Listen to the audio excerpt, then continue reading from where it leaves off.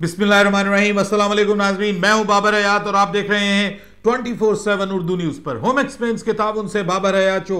नाज़रीन, नजम सेठी के आने के बाद पाकिस्तान क्रिकेट बोर्ड में बड़े बड़ों की छुट्टी का आगाज हो गया है और इस हवाले से आज का दिन पाकिस्तान क्रिकेट बोर्ड में बड़ा धमाका खेज किस्म का दिन साबित हुआ है, क्योंकि अब सफाइयां होनी शुरू हो गई हैं। और सफाई का आगाज आपको पता है, मैंने आपको कहा था कि सबसे पहले रमीज राजा के फारिग होने के बाद जो बंदा फारिग होगा उसका नाम है बोल वसीम। बोल वसीम का क्या होगा, और ये फैसला हो गया है अब कि मोहम्मद वसीम को उनकी चेयरमैनशिप से हटा दिया गया है। जो वो चेयरमैन थे, सिलेक्शन कमेटी के हेड थे, उनको उनके ओहदे से बरतरफ कर दिया गया है, सैक कर दिया गया है। और इसके अलावा क्या फैसला किया गया है इस प्रोग्राम में तफसील से आपको बताने जा रहा हूं, लेकिन इस वक्त की सबसे बड़ी ब्रेकिंग न्यूज आपको देने जा रहा हूं मैं, और वो है बाबर आजम की कप्तानी के हवाले से।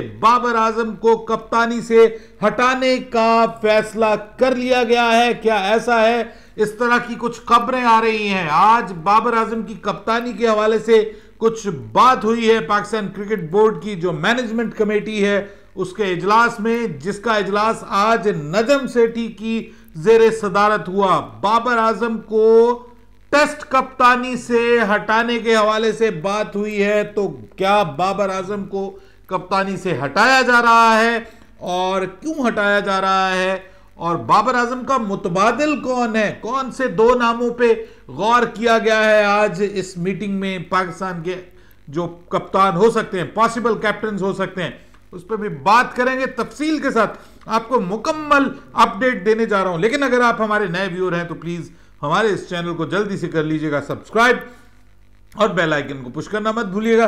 मुझे फॉलो कीजिए इंस्टाग्राम पे @बाबर हयात शो, और हमारे पेज को फेसबुक पे लाइक कर लीजिएगा। तो जनाब, सबसे पहले तो जो काम हो गया वो मैं आपको बताऊं कि मोहम्मद वसीम की छुट्टी हो गई। Poor team selection all the way. जब से इनको सिलेक्शन दी गई T20 वर्ल्ड कप जो पहले हुआ 2021 का, पहले वहीं से इनके ऊपर जो है वो एतराजात होने शुरू हुए।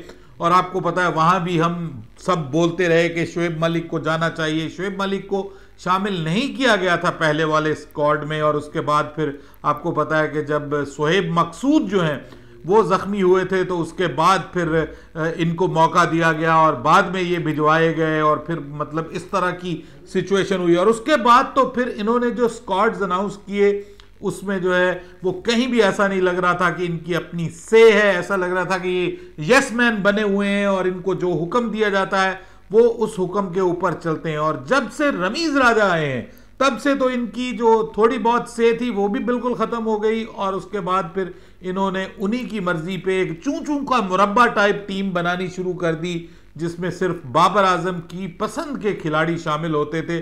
और रमीज राजा ने भी कह दिया कि जनाब हम तो कप्तान को मजबूत करना चाह रहे हैं, और अब इसका नतीजा भुगतना पड़ रहा है। क्योंकि सबसे पहले जिन्होंने बड़े ही चालाकी से गुज़िश्ता रोज टीम अनाउंस कर दी, अब उनको इसकी सजा मिल गई है और उनको उनके ओहदे से हटा दिया गया है। सिर्फ उनको नहीं हटाया गया, पूरी की पूरी सिलेक्शन कमेटी फारिग कर दी गई है। और अब नई सिलेक्शन कमेटी बनेगी, जो कि अबूरी तौर पे मुझे जो खबर मिली है वो ये है कि जो न्यूजीलैंड के खिलाफ पाकिस्तान की ODI सीरीज है उसके लिए मुंतखब किया जाएगा स्क्वाड, और वो नई जो है सिलेक्शन कमेटी बनेगी। और उस सिलेक्शन कमेटी में एक बार फिर इसके इम्कानात मौजूद हैं कि इंजमामुल हक को उस सिलेक्शन कमेटी का सरबराह बना दिया जाए। और एक खबर यह भी आ रही है कि मोइन खान को उस सिलेक्शन कमेटी का सरबराह बना दिया जाए। तो ये दो नाम आ रहे हैं, लेकिन आई विश के काश ऐसा हो जाए कि राशिद लतीफ जो है उनको सिलेक्शन कमेटी का सरबराह बनाया जाए, या फिर शोएब अख्तर के बारे में भी कोई बुरा ख्याल नहीं है, लेकिन शोएब अख्तर कहते हैं कि मैं तो भाई चेयरमैन बनने का अहल हूं, मुझे तो चेयरमैन बनाया जाए, इसके अलावा मुझे कोई और ओहदा नहीं मिलना चाहिए। खैर, शायद अफरीदी भी इस मैनेजमेंट कमेटी में है।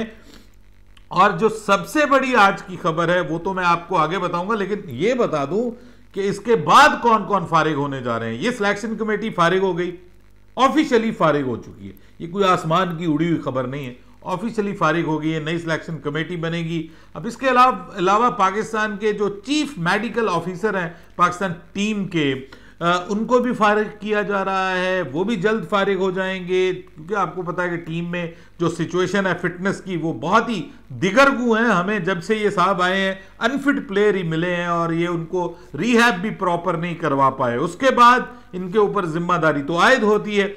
और उसके बाद जो फारिग होने जा रहे हैं वो नदीम खान, जो कि डायरेक्टर हैं पाकिस्तान क्रिकेट बोर्ड की जो हाई परफॉर्मेंस सेंटर है उसके, और डोमेस्टिक क्रिकेट को इन अदर वर्ड्स आप समझें कि वो देख रहे हैं, तो उनको भी फारिग कर दिया जाएगा। और जाकिर खान के फारिग होने के भी बहुत इम्कानात हैं, क्योंकि जाकिर खान को साबिक वजीर आजम इमरान खान के बहुत करीब समझा जाता है, और बहुत अरसे के बाद अब ऐसा होगा कि डायरेक्टर इंटरनेशनल जाकिर खान भी अपने ओहदे से हट जाएंगे। तो ये तो सफाइयां हो रही हैं। बाकी जो आपको पता है कि जो सफाइयां होनी है वो टीम की जो सिलेक्शन कमेटी है वो भी फारिग हो जाएगी, हो चुकी है। और उसके बाद जो है वो टीम की जो मैनेजमेंट है, यानी सकलैन मुश्ताक हेड कोच हो गए, जो शॉन टेट हैं, उनसे भी कोई बहुत ज़्यादा मुतमईन नहीं है। जिस तरह से पाकिस्तान के फास्ट बॉलिंग जो बॉलिंग कर रहे हैं, इस हवाले से भी उनसे भी इत्मीनान का इजहार नहीं किया गया पाकिस्तान क्रिकेट बोर्ड के नई जो मैनेजमेंट है उनकी जानिब से। सो ये दोनों भी अपने वक्त पे फारिग हो जाएंगे। अब एक सीरीज के दरमियान में तो फारिग नहीं किया जा सकता।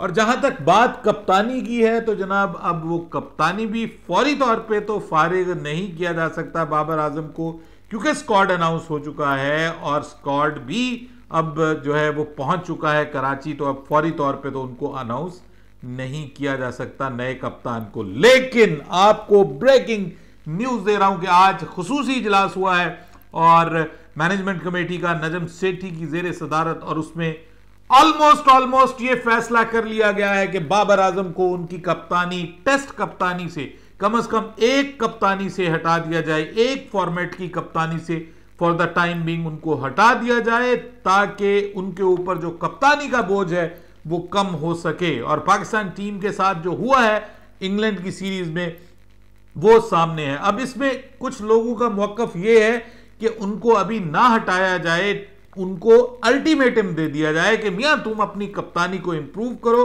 हमें एग्रेसिव कप्तानी चाहिए और तुम वो कप्तानी का ब्रांड पाकिस्तान में लेकर के आओ जिस तरह की कप्तानी बेन स्टोक्स करता है। अगर आप ऐसी कर सकते हैं कप्तानी तो ठीक है, वरना फिर हम आपको आपके ओहदे से हटा देंगे। सो इस तरह का भी एक ग्रुप है, लेकिन जो ज्यादा अक्सरियत है वो यही कहती है कि बाबर आजम को उनकी टेस्ट कप्तानी से हटा दिया जाए। हां, उनको वनडे का कप्तान बरकरार रखा जा सकता है। T20 क्योंकि आपको पता है अभी हो ही नहीं रही, बहुत ज्यादा T20 क्रिकेट है ही नहीं इस साल में, ज्यादा वनडे क्रिकेट है, तो फोकस वनडे क्रिकेट के ऊपर होगा। वनडे क्रिकेट में भी आपको पता है पाकिस्तान ने कुछ लंबी सीरीज खेलनी है, जैसे अभी न्यूजीलैंड के खिलाफ 3 ODI की सीरीज है, उसके बाद फिर न्यूजीलैंड ने दोबारा आना है और 5 वनडे खेलने हैं अप्रैल में। वहां पर खैर T20 सीरीज भी होगी, लेकिन उससे पहले तक बहुत कुछ बदल चुका होगा, और बाबर आजम जो है वो मोस्ट प्रोबेबली सिर्फ एक फॉर्मेट के कप्तान रह जाएंगे, क्योंकि T20 की कप्तान शादाब खान बन सकते हैं। अब बात करते हैं जनाब कि उनकी जगह टेस्ट कप्तान कौन आ रहा है। 2 नामों के ऊपर आज बात हुई है। मोहम्मद रिजवान, उनके हवाले से बात हुई है कि जी वो वाइस कैप्टन है और उनको कप्तान बनाया जाए, लेकिन उनके ऊपर जो है वो बड़ा सवालिया निशान है और लोगों ने कहा कि जी उनकी तो अपनी फॉर्म दुरुस्त नहीं है, तो उनको हम कप्तान कैसे बनाए। तो बस फिर इस सूरत में जो नाम सामने आया है वो सरफराज अहमद का नाम सामने आया, और सरफराज अहमद के बारे में बात की गई है, उनका नाम जेरे गौर है और उनको ये बनाया जा सकता है। ये एक इब्तदाई डिस्कशन आज के इजलास में हो गई है, और इसी इजलास में आपको पता है कि फैसला किया गया कि आपके जो चीफ सिलेक्टर हैं उनको भी उनके ओहदे से हटा दिया गया। सो मौजें लगी हुई थी हमारी सिलेक्शन कमेटी की, क्योंकि उनको खुद तो कुछ करना नहीं पड़ता था। जो इधर उधर से उनको कहते थे 2 तेरे 2 मेरे, 4 उसके 4 उसके, और एक अजीबो गरीब चू चू का मुरब्बा टाइप भानमती का कुनबा जोड़ दिया जाता था, और जो डिजर्विंग प्लेयर है उनको मौका नहीं दिया जाता था। मीर हमजा और उस्मान सलाहुद्दीन जो है वो बेचारे सब्र की तलकीन कर रहे हैं अपने आप को कि हमें सब्र करना चाहिए और हमारा वक्त भी आएगा, और कुछ खिलाड़ी भी उनको सपोर्ट कर रहे हैं कि आप घबराएं नहीं, आपका वक्त भी आएगा और वो वक्त जल्द आने वाला है।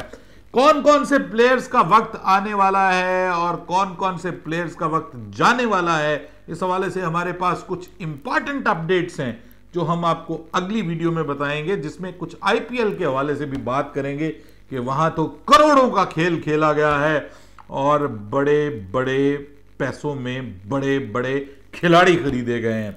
इस पे भी अगले प्रोग्राम में बात करेंगे। तब तक के लिए इजाजत दीजिएगा। अल्लाह हाफिज।